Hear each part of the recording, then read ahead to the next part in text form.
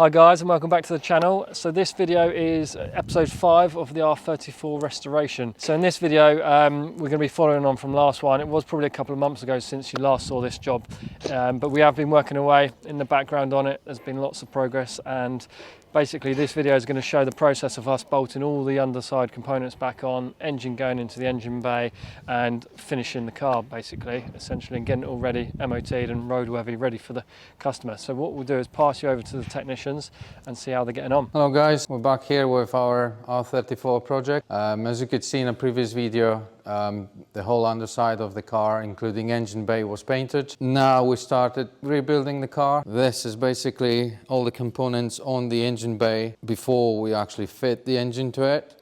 We've got all the restored brake lines, the ABS pump, the wiper motor, all sorts basically have been cleaned and restored. Even look at those screen wash tanks, screen wash bottle. They're always corroded from the inside, they look yellow. Now we got them cleaned so they look almost new. As you can see under the car, we've got a few components fitted.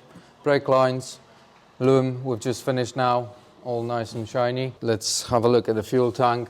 That was again fully cleaned and restored.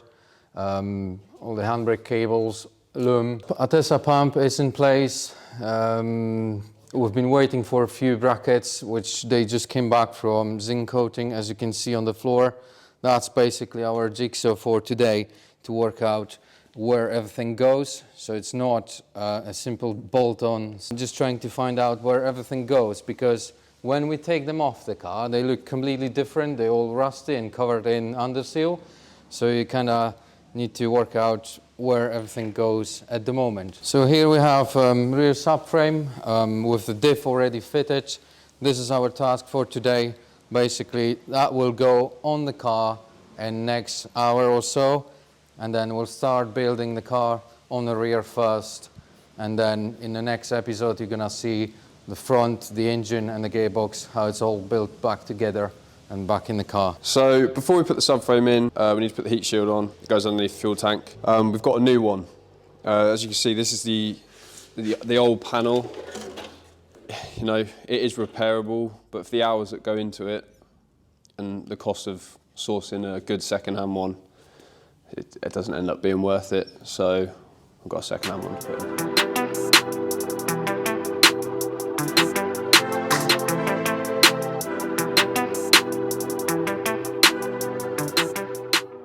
Okay, so in the last clip, you saw the rear subframe going in, the brake lines, that's all fitted. The bumper's on, you haven't seen the bumper on, so yeah, that really makes the car look a lot more complete. It makes it look like a car. Doors back on, sills are back on, so it's really, yeah, it's getting there, it's getting there. So at the front, early on this morning, put in the subframe and the engine.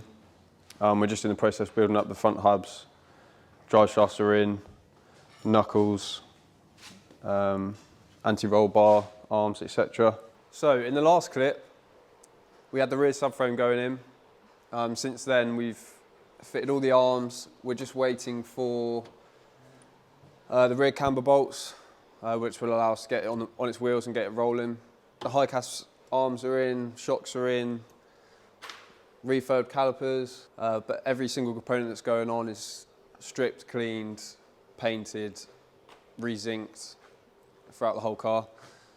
New bushes, props in, down to the gearbox, which has been, the case has been blasted, put back together. All the bolts have been synced again. So down to the front of the car, obviously blasted, dry blasted and wet blasted lower arms. Leave some nice aluminium. Anything steel is obviously painted black. Same again, refurbed calipers. Okay, so from the last clips you saw the guys working around the car. Since then they've been working away and actually finished the car now. So what I'm going to do is just give you a brief overview of what we've done, how we've done it, and just go through the different parts of the car and show you the finished product. Under the engine bay we have a fully restored engine.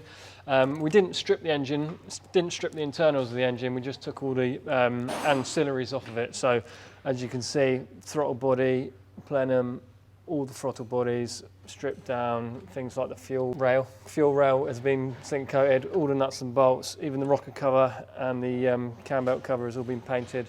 So we've done all that in-house, blasted inlet manifolds.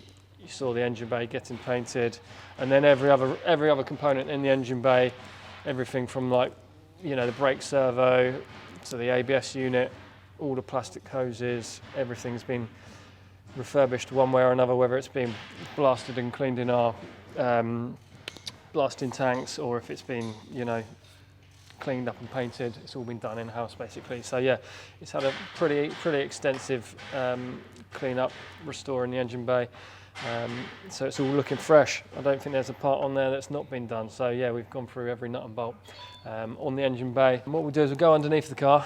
In terms of the outside of the car, the paintwork itself, we haven't touched the paintwork. So the Bayside blue body colour is still original to the car, to how it came to us. There's a few little bits on it. We're actually in talks with the customer now whether they're going to get any paintwork done, but it is in very good condition. There's just a few little bits. If he was to want to make it perfect, then we've advised him of a few bits, but yeah, it's minor, but generally in very good condition. So I'll take the car up and we'll have a look underneath. Okay, I just thought I'd show you this on the way up in the ramp. So we've refurbished the wheels. It took us a little while to do the research and actually find the correct paint code for these wheels. So the original Nissan paint code is JP2 and it's called Outback Gold. So that is the original R34 GTR wheel colour. So that took a bit of research, so that's useful bit of information maybe for someone.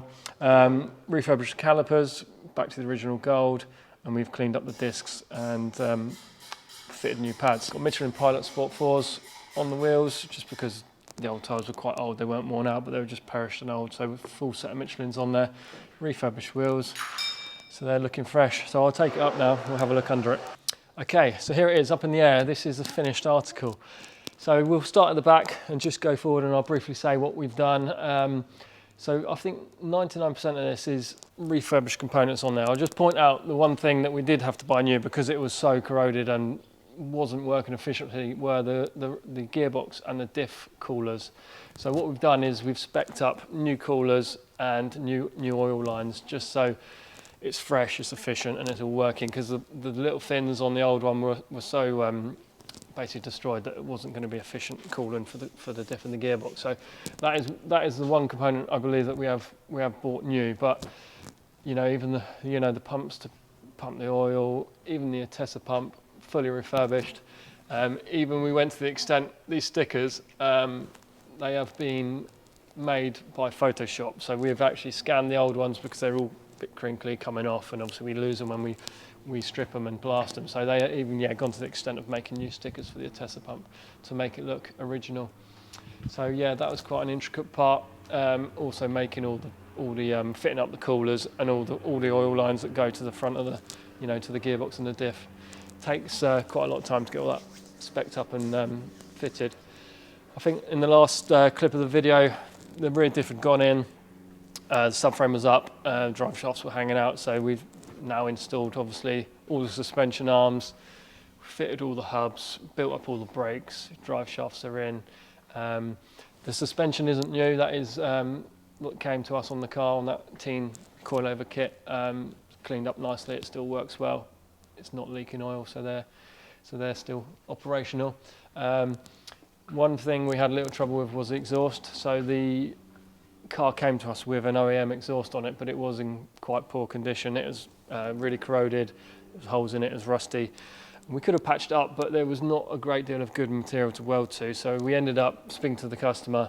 We couldn't source an original cat back, so we've got this one, which was supplied by the customer. We have cleaned it up, and we just painted the whole pipe black all the way up to the cat, so it has still got an original catalytic converter on it. So yeah, now everything's bolted up. Obviously we spent a lot of time on the underside of this car, on the actual body work. You saw the hours that went into the actual metal work and repairing things. So now it's all bolted on. It just not covers it up, but it just looks OEM now. So it's all like blended into how it should be. So it looks original. The gearbox, that was obviously a massive component of the car. We decided to refurbish this by blasting the case in. It's one of those components you basically either do it, go all out, pull the gearbox out and strip it, because you have to take all the nuts and bolts out, and you know, zinc coat the bolts, blast the casings, and you can't do that as a complete unit. So we basically split the whole box, it came apart. While it was apart, we actually refurbished the internals as well, because there was a couple of little niggles with the gearbox. There was like a crunching into one of the gears, and there was a bearing noise as well. So while it was apart, we did that, and now it's all back together and it's running much better. So that was well worth getting into that gearbox. Moving forward, we've obviously got all brake lines, fuel lines on the car refurbished. Subframe, front subframes have come up really nice. As you can probably remember, hopefully from the previous videos, this car, everything was covered in thick black underseal. Even, you know, even the metal components, although they're painted, they still had the underseal overspray on it. So that took a lot of blasting, a lot of getting back to good. And then we either painted it like this subframe, or we blasted it back to the original colour. So these aluminium silver parts, like that, the steering rack, the hubs, they're not painted. That is actually original aluminium finish. So they do come up really nice, really bright, and look fantastic. So engine wise, you can see the bottom of the sump pan, that is as it is. We haven't touched that. The engine was in good condition. There wasn't any oil leaks. It was just like I said, the ancillary freshen up on the engine. So that looks really good still. And then the front end, yeah, same on the back.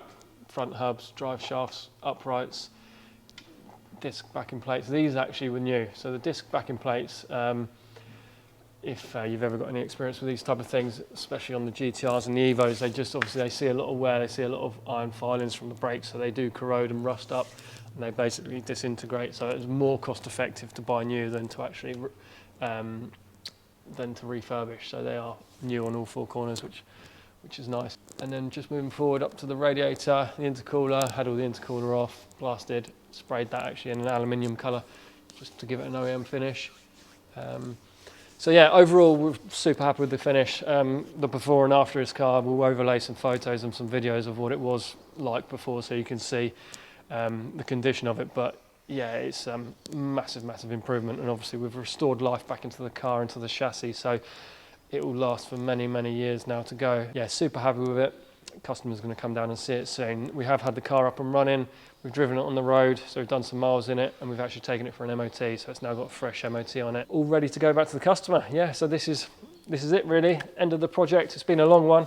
I think it must have taken us best part of 8 to 9 months to do this job on and off, because there is some waiting times for parts, and you know, you come across little hiccups where you may need to wait for something new, or a bush, or the powder coater to send the bits back. So all in all, it's been really good. There's a lot more work needed on this car than we first imagined. We knew there'd be some chassis work and some welding, but to the extent it's had, yeah, we didn't really realise there'd be that much after we took all the underseal off. But we've prepared it professionally, back to OEM standard, and it's really happy with the result. So that job is now complete.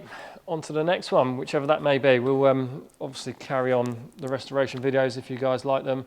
If there's anything else you want to know about this car or any other car that we do restore, feel free to leave a comment, and we'll help you out answering those. But that's it for now. Hope you've enjoyed it, and we'll see you next time.